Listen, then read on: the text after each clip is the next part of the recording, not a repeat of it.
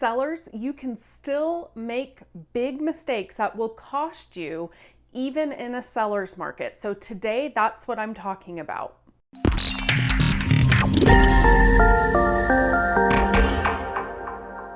Hi, this is Melissa Ballman, and I'm a real estate agent here in the greater Salt Lake City area. So what that means, if you're looking at making a real estate move, I'd love to connect with you.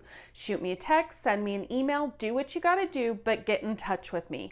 But first, today, I'm talking about common mistakes sellers make in a crazy hot seller's market.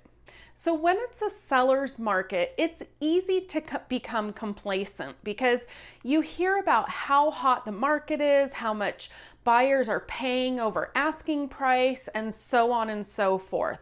But being complacent is a big mistake for sellers that can cost you a ton of money. So some may call it getting lazy for sellers. So what do I mean by that? Things like not having professional photography. I can't tell you how many times right now I'm looking at the MLS and it blows my mind, the pictures that are on there. You have to think of selling your house like a first date almost. You need to put your best foot forward. That is the first impression that somebody is going to see of your house. And these dark pictures and reflections of people in the mirrors and in the shadows and just horrific pictures. Don't do it. Along that same line, not staging your home if it's vacant and taking that time to make it more appealing to others. And I'm dropping a link in the description on a whole video I did about staging your home and what that means to buyers. So check that out too. You want to work on your curb appeal. Don't take for granted that it's a seller's market. Maybe put some fresh numbers on the front of your house so they look nice and clear. Maybe paint your front door, clean the rain gutters, trim up the bushes. Those are all things that they're not huge improvements or huge investments, but the curb appeal matters when it comes time to selling. Now that includes the inside of your house. I have shown houses recently that I'm just appalled. There is laundry everywhere. You can see crumbs on the floor, hair, all kinds of stuff. Do a deep cleaning. Again, you have to put your best foot forward. Believe me, when buyers see homes inside in bad condition or even outside, it affects what they think the house is worth. So take that time, declutter, deep clean, all the things that we tell you as agents to do, take the time to do. Next, overpricing your house. Look, we all want to sell to that unicorn buyer out there and get tons more than it's worth. But right now we're seeing a slight shift in the seller's market. And that is, it's still a seller's market, don't worry. But buyers are not doing the crazy things they were at the beginning of 2021. So I've even seen quite a few price drops recently, like the last couple of days in Salt Lake County for homes. So when you overprice your house, what is going to happen is buyers are not dumb. They're going to know it's overpriced. They're not going to flock to the house like they would with a right-priced home. And you're going to reduce the number of offers to like maybe one or none.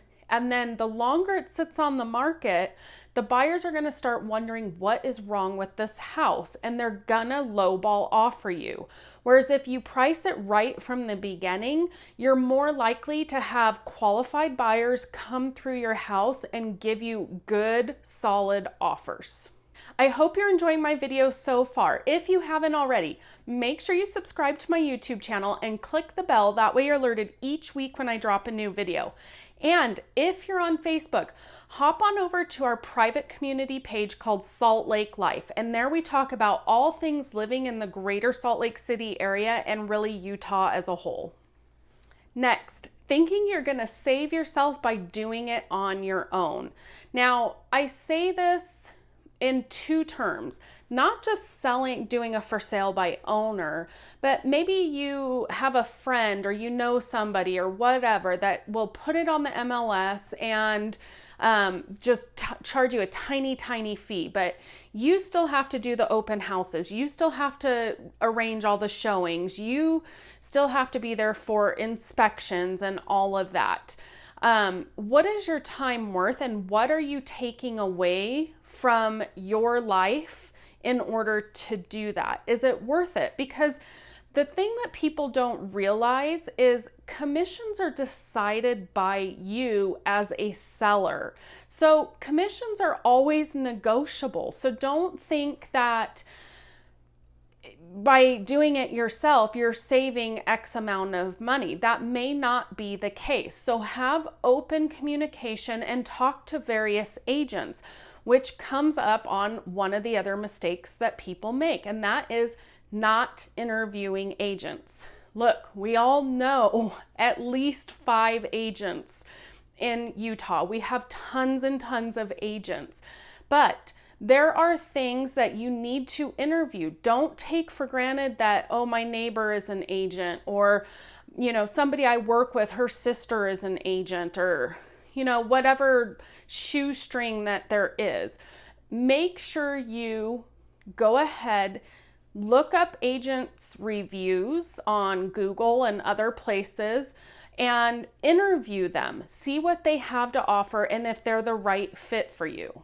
So one of the questions you need to ask the agents that you're interviewing is if they're willing or experienced in having those difficult conversations or asking the difficult questions of the buyer's agents that are presenting offers, because there's a lot of moving parts right now in this market.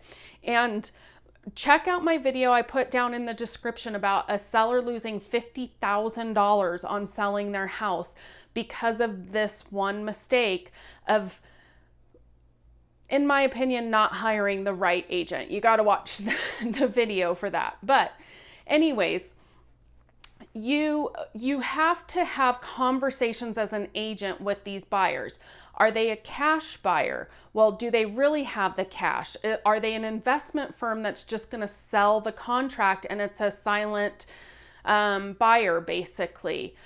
If the buyer's paying over appraised value, where are the funds? Do they have them? There's all kinds of questions like that as a real estate agent, you need to be prepared to have with buyer's agents. And finally, not understanding the market and how to pull a comp. Look, your neighbor might sell their house down the street, 4 doors down, for $700,000, but maybe it's not even a comparable property to yours. Just because it's close to you doesn't mean it's a comparable. So you have to know and understand how an appraiser is going to look at a house, because unless it's a cash buyer, all homes have to be appraised for the bank, regardless of appraisal contingencies and I'll waive this and do that, and that's a whole nother story.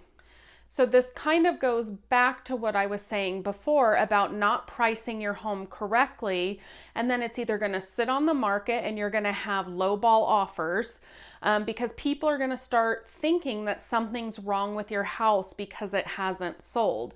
So you need to understand comps and days on market and how to pull all of that information to make your sale the most successful that you can. And no offense, but getting on a public website that posts those things is not the best way to go about it because it's inaccurate. We are a non-disclosure state. So what you see on those websites may not be accurate. It's not reflecting if any concessions were paid or all kinds of different terms that can come with selling a house. I hope you enjoyed my video today. If you have any questions, feel free to reach out to me. I'd love to connect with you. But as always, make it a great day.